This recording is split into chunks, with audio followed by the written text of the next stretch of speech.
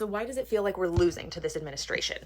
My last video explains that I think what we're experiencing right now in the US is an extinction burst of racism and white supremacy, but that it's not as bad as most people think, and I said I would explain why. So, meet Steve Bannon. He was the chief executive for Trump's 2016 campaign, and then he became the White House chief strategist until he was fired in 2017.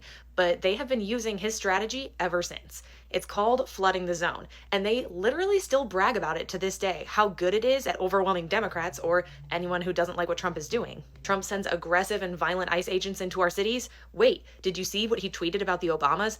No, this is all a distraction from them seizing those ballots in Georgia. No, he doesn't want you to remember that he still hasn't ended the war in Ukraine. Did you hear that he wants to put resorts on Palestinian land?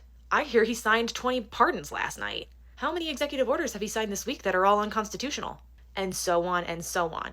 It's exhausting, and it's working at convincing a lot of Americans that they have a lot more power than they actually do. Because we all start asking, who is stopping them? The courts are. Trump is losing far more cases than he's winning, but the headlines move on before we find that out.